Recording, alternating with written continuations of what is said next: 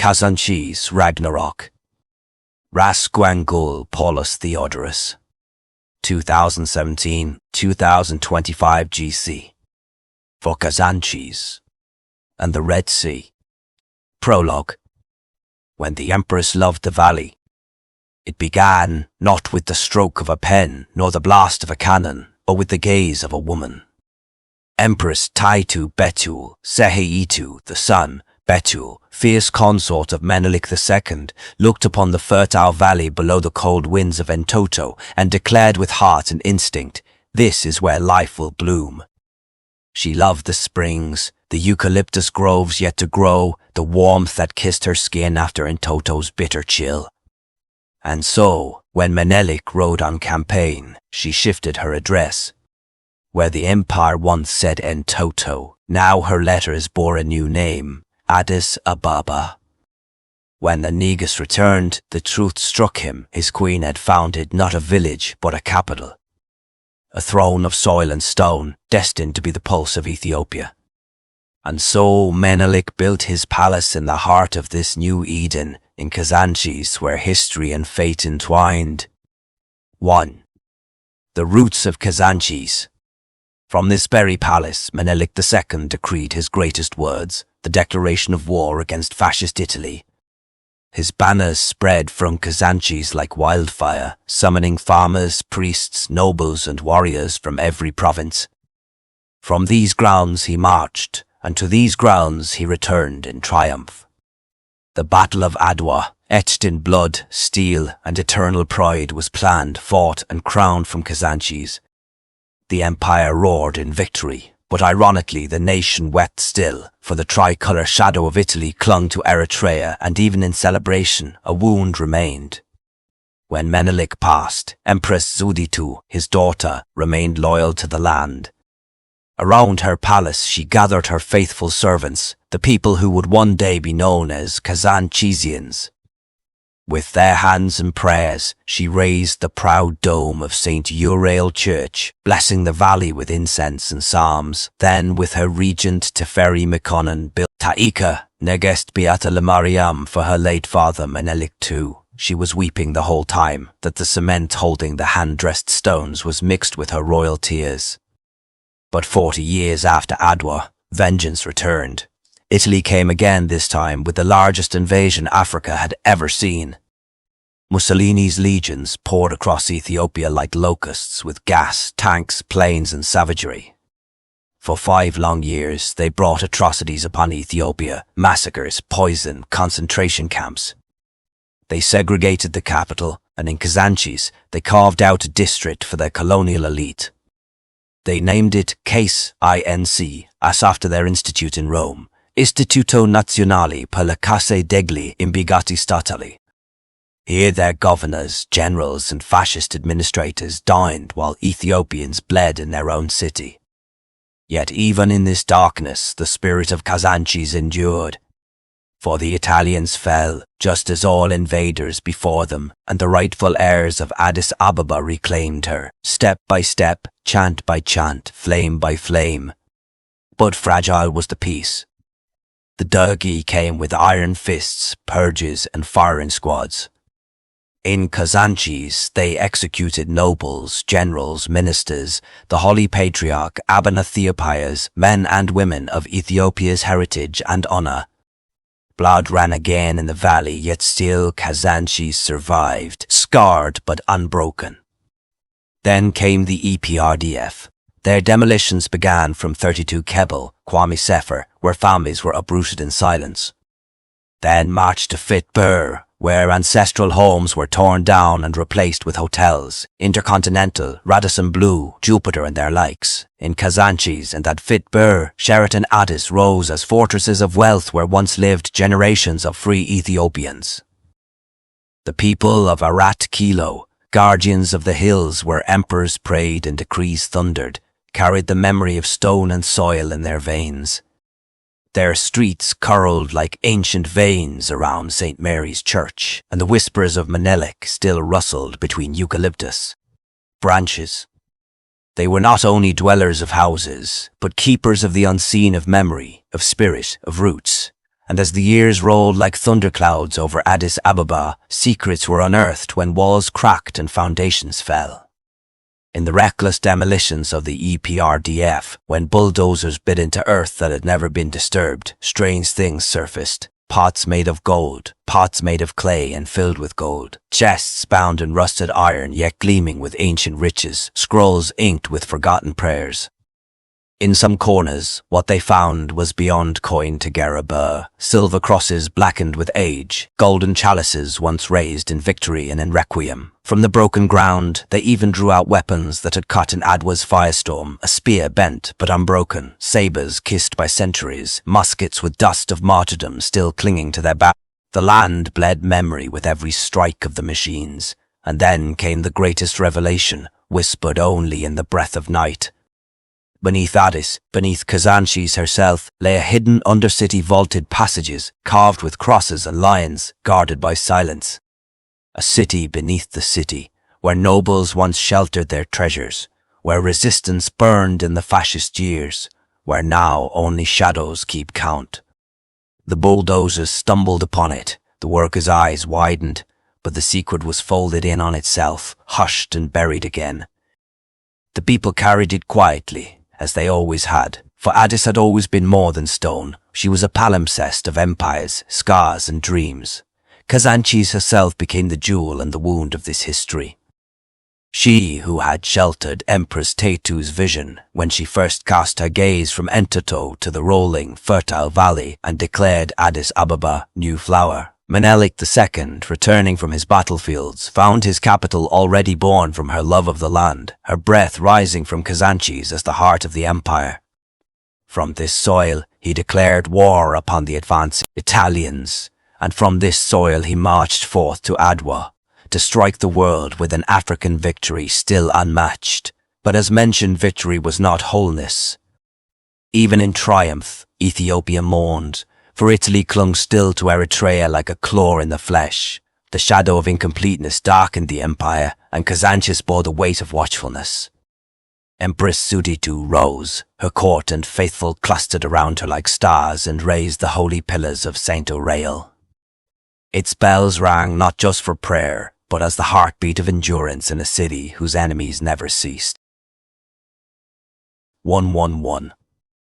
The ashes whispered. This heart of Africa, where the stones carried the laughter of ancestors and the walls of Kazanchis rose like ribs around the beating heart of a people, there lived a name that would never be written in the books of the conquerors. His name was Gwangul, but in Kazanchis no one is called by their birth name. A true son of the Allies must be renamed by the people. They gave him the name Gong the Echo, the heartbeat, the thunder before the storm.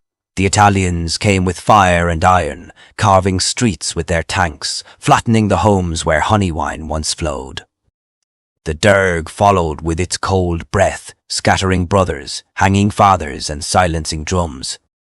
Then came the age of the prosperity party, cloaked in false smiles, ripping the ribs from the chest of Kazanchis, tearing houses to dust and leaving her children to shiver on sidewalks under the indifferent moon. But Kazanchis is no ordinary place. She is older than walls, older than kings. She is a womb of resistance, and in her veins runs the memory of every battle ever fought. They call her the first woman of Addis Ababa, the place where strangers become kin, where forgotten names are reborn in alley shadows. And so, when the time of the great erasure came, when bulldozers roared like hungry wolves, Kazanchis awoke her champions. Not gods from the sky, but children of her soil. Gong, Chombi, Engishu, Surafel, Etieti. Nadi, Ayaya, Inanayai, Bichu, Bahu, Milo, Meazu, Kaptish, Iiti, Wendiai, Tedisho, Abule, Mamitu, Nunu, Ainu, and a long list of heroes too numerous to name in a single take, each carrying a fragment of her spirit. This is their saga.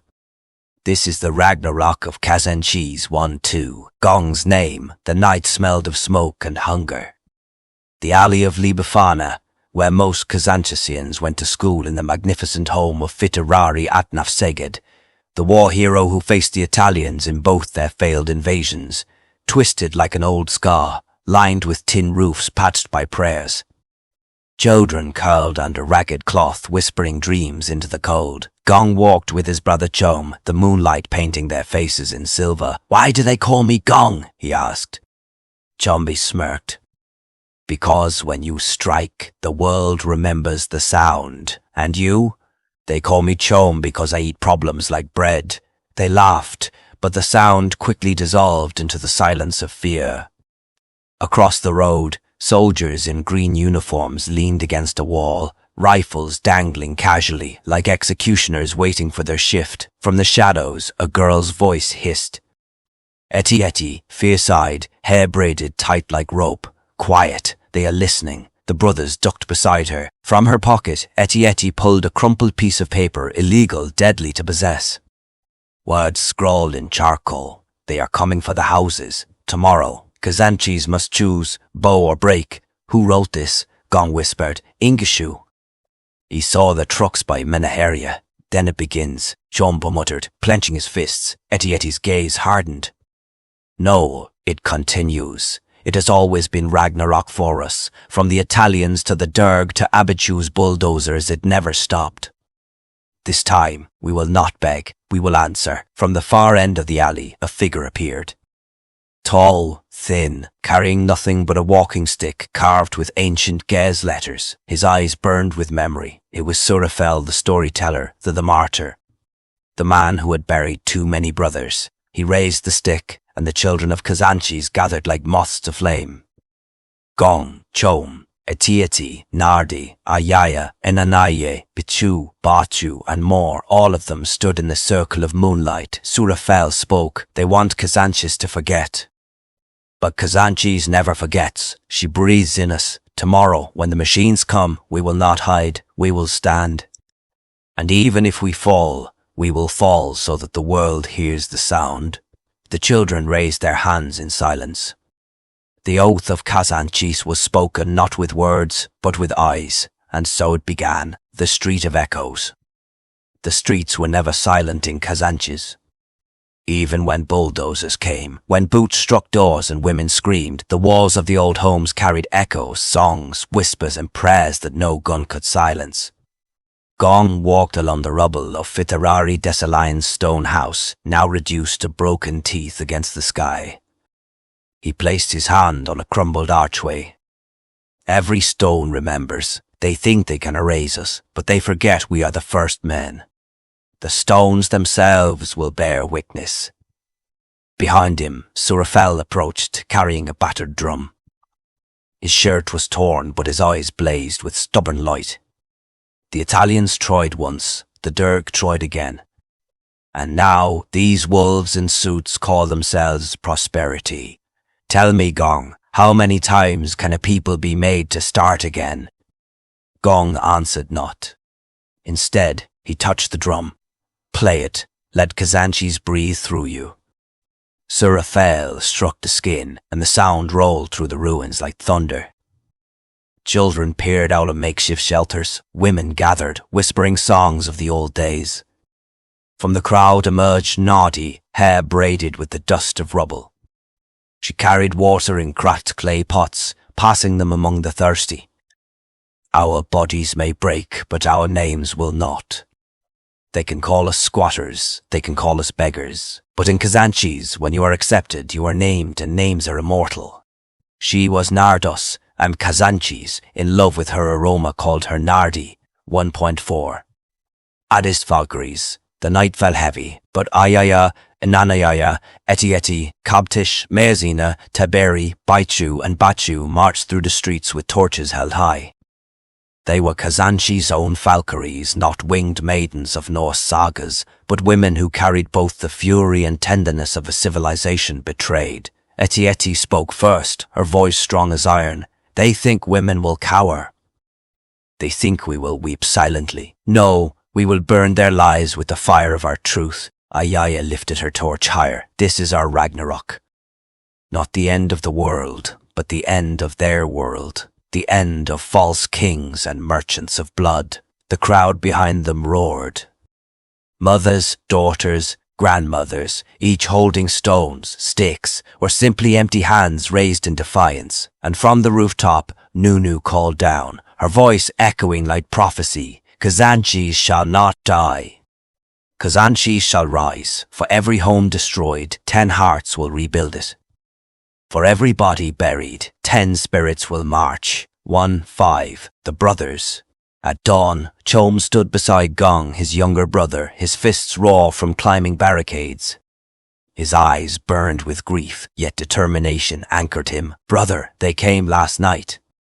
They took Munini, Enugela, Atota, and Kecho, dragged them like thieves, as if having a home is a crime." Gong looked at him, silent. His silence was heavier than speech, carrying centuries of weight. "Then we carved their names into the book of heroes. Munini, Enugela, Atota, Kecho, they live now in the blood of Kazanchis, and if one brother falls, 10 will stand in his stead." Shom gritted his teeth. "Then let me be 10. And together they raised their hands over the rising sun, vowing to avenge not with bloodlust, but with the eternal rebellion of survival. 1.6. Starvation and fire. The streets turned into graves. Children slept on cold concrete where homes once stood. The state called it development. The people called it erasure. Halu whispered to the children gathered around a single piece of bread, "Eat, little ones. Tomorrow we will feast in rebuilt houses. Tomorrow you will laugh in gardens."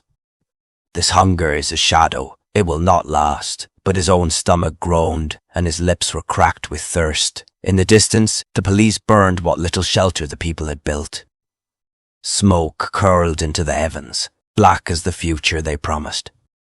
Yet, in the smoke, the Kazanchisians saw shapes, faces of ancestors, calling them to rise. Wasani, old and frail, stood in the flames with no fear. "Do you not see? This fire does not consume us. It purifies us. Let it burn. We will rise brighter." 1-7. The city of masks, Kazanchis, never showed her true face to strangers. When officials came with clipboards and plans, they saw ruins, shacks, alleyways too narrow for cars. When tourists wandered too far from hotels, they saw smoke, children barefoot, women selling injera by lantern light. But when you belonged, when the city accepted you, you were given a name. Only then did you hear her heartbeat.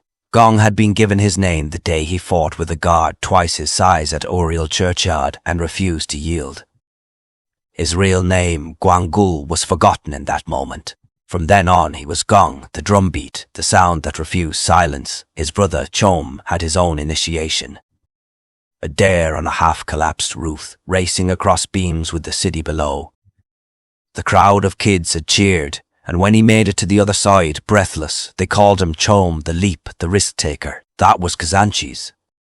You were reborn inside her walls. Aya, fierce and bright-eyed, had been called the lioness after she stood against a group of soldiers during the Hunger Years.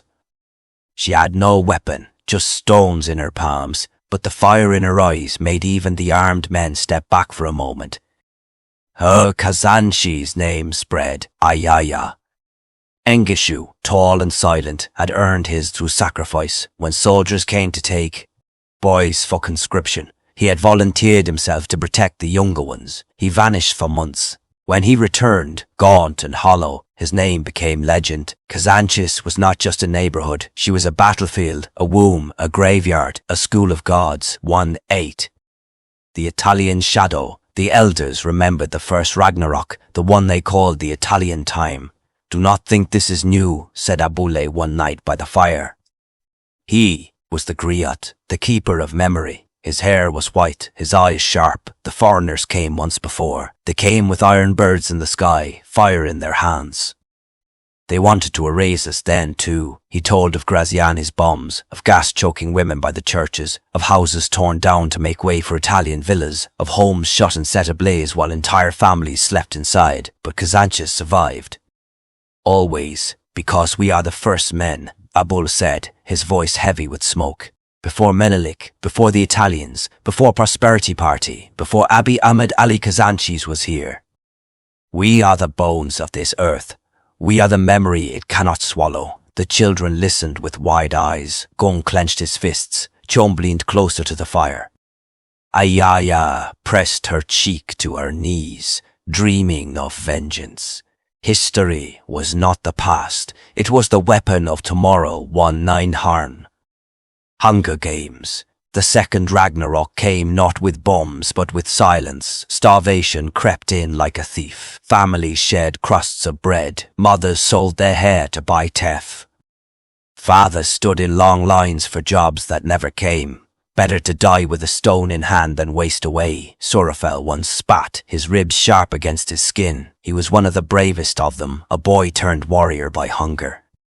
They said he once wrestled a policeman for a sack of flour and won. Sorafel's legend grew each day. Beside him were the Valkyries of Kazanchis, Nadi, Etieti, Enanayi, Uexa, Mayazina, and Bichu. Each bore scars. Nardi carried water across the city when soldiers tried to block their well. Etieti once cut her own palm and swore a blood oath to never abandon her people. Together they made hunger a battleground. 110. The night of demolition. Then came the prosperity bulldozers. It was late, and the stars above Addis Ababa were pale. Gong was asleep when the rumble began. At first he thought it was thunder. But then the screams followed. The soldiers came with trucks, helmets, guns, and loudspeakers barking orders. Leave. Leave now. Kazanchis woke in chaos, mothers carrying babies, old men clutching their walking sticks. Youths standing in front of bulldozers with arms spread wide. Gong ran to the street barefoot. He saw Chom grabbing stones, Iyaya shouting at the soldiers. Sorafel standing atop a wall, defiant as the machine crawled forward. They tried to resist, but steel did not pause for flesh. Walls crumbled. Dust rose. Lives were erased in seconds. That night, Kazanchis died again. But in the ashes, the real Ragnarok began.